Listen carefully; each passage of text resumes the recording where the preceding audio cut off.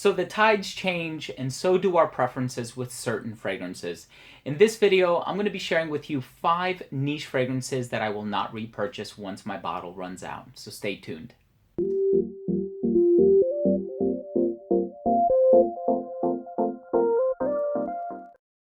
Now, before I begin the video, I do want to say that fragrance is very personal. Just because I've decided that I personally will not be repurchasing these fragrances doesn't necessarily mean that you ought not to try these fragrances. I think that some of these fragrances, truth be told, I love. And so for one reason or another, whether it be because of price or some personal experience that I've had with it, I will not be repurchasing these fragrances. But that's not to say that you shouldn't go out there and at least try it for yourself, so you can basically see what I'm talking about and what you might actually try it and you might fall in love with it. And so don't be discouraged just because I said in a video that I personally will not be repurchasing any of these fragrances. Okay, so with that being said, let's go ahead and get it started. And to start off with my number 5, it's actually a fragrance that I do enjoy. Believe you me, I enjoy this one.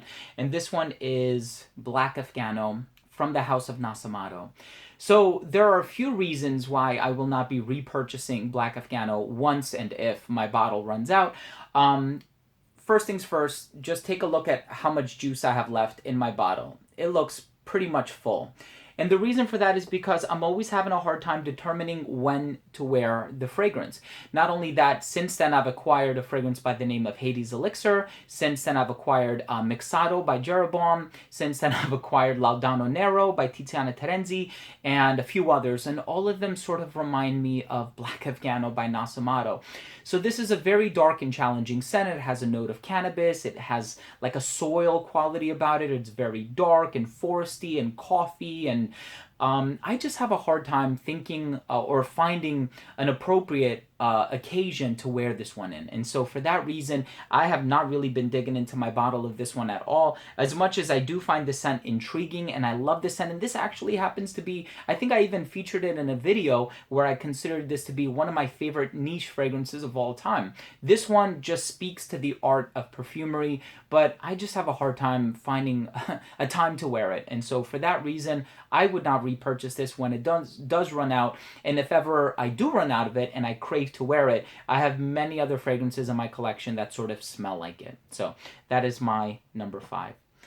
The number 4 fragrance that I will not repurchase when it runs out is one that I'm actually on my second bottle of. And this one from the House of Creed is called Militiaman Pirie. Now, a lot of you who have been fans of my channel for a long time might say to me, well, Stephen, why wouldn't you repurchase that? You're always talking about it. It's one of your favorite summer fragrances. I'm sure you have some really, really fond memories with it. And the truth is that I do. I have a lot of really fond memories with it. This is actually the first Creed fragrance that I've ever purchased. It was among the first niche fragrances that I ever purchased as well. And I have a phenomenal experience with it where I wore it to Florida. I went on vacation with my wife and my father-in-law, and we had a great time. And so whenever I smell it, it does bring back those really, really fond memories for me. Of course, as I'm sure you guys know, Creed is a company that does have some problems with batch issues and batch consistency. And so one batch will not smell like another batch, which will not smell like another batch. And so I think Aventus is the fragrance that is affected the most by this, but some other fragrances have been affected by this as well, including Militiaman Pirie, including Virgin Island Water, and from what I've read online, that also includes Royal Oud, as well as some others. So a couple of reasons why I won't be repurchasing this one is because my main concern was I want to preserve those memories. I wanted to be reminded of those really, really fond moments that I've commemorated through the use of this scent. And there is actually a fragrance here that I've had for some time now, for a couple of months, and it's called Brush of Unicorns by Parfum Vintage. And so this one, and I've actually been wearing this one a lot if you can't tell, this one conjures up the same exact memories of Militiaman Pirie, and so I personally really, really love wearing this one. Yeah, it just brings that same sort of salted watermelon kind of a vibe. So since I still have those memories that are conjured up whenever I wear this one, I don't feel the need to purchase this one again. Also, there's the batch issue that I mentioned earlier, and also the price increase with the smaller bottle sizes. So this is the 120 ml size. They're now available in 100 ml. So this size is not even available anymore. And when I first purchased Creed, I paid $275. It was like in the high twos. Now they're closer to $450. So the price has gone up by about $150, and you're actually getting less of the actual fragrance. So for that reason, I don't think I'll be repurchasing this one. Rush of Unicorns does just fine for me.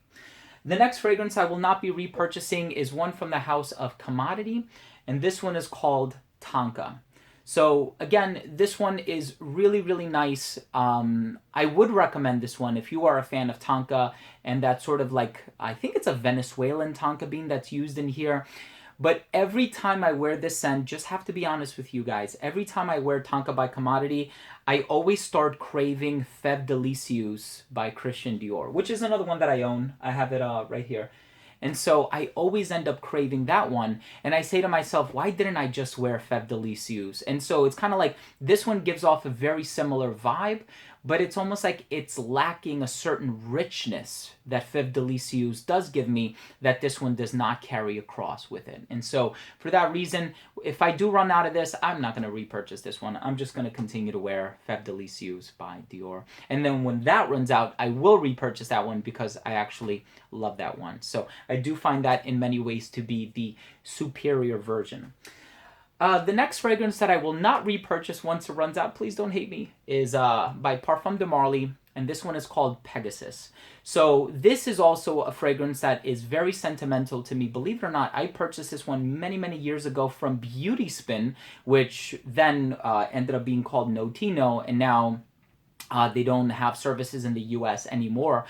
So this is one that I purchased a while back because I smelled it for the first time. I fell in love with it and I said, man, I need to have a bottle of this in my collection. One of the reasons why I love it so much is because it actually reminds me of Hypnotic Poison by Dior, which is a composition by Annick Minardo. And one of the reasons why I love that one so much is because, one, as a perfumer, she always knows how to push the envelope. She always knows how to make it so that the fragrances are a little bit daring without necessarily crossing that threshold. And it also utilizes the note of almond, which I do get in this one. So it's almondy, it's creamy, it's a little vanillic, it's a little like billowy. It's a gorgeous, gorgeous, gorgeous composition. Lately, though, I have discovered something that I like perhaps just a tad bit more, and I've actually been wearing it for the past few days. So I've only had it for a little bit, but the performance is incredible on it, the smell is incredible on it, and the smell is slightly modified. And so this is also by Parfum de Marly, and the fragrance is called Tola Pegasus. So basically what this is it is perfume oil, and you just unscrew it as such. It's 8 mLs, and so this is the same exact formula as Pegasus with an added natural oud note, and it's easy to travel with. Just one little dab will make you smell like tremendously of Pegasus with an added sort of Middle Eastern flair to it. I love this one, and I'm actually quite surprised that I didn't discover this one until now. Truth be told, yes, this was sent to me by the brand, not for review necessarily, but I'm just keeping it real. I think I'm going to be wearing this one from now on, and so I probably don't need to wear the original Pegasus anymore, but I personally really, really enjoy this one, and it's really easy to travel with. And so Tola Pegasus, I know the fragrance unfortunately is only available in Dubai. I think they said they have like 13 or 14 bottles left at the boutique on Washington Street. And so if you're interested, I'll leave the information down below. You can call them up, see if they have any left, but I personally really, really enjoy wearing this one. And the last fragrance that I will not repurchase if it ever runs out is a fragrance by Mancera, and it's called Black Lime. Now, the thing with this one is I heard a lot of hype about it online. I ended up buying it.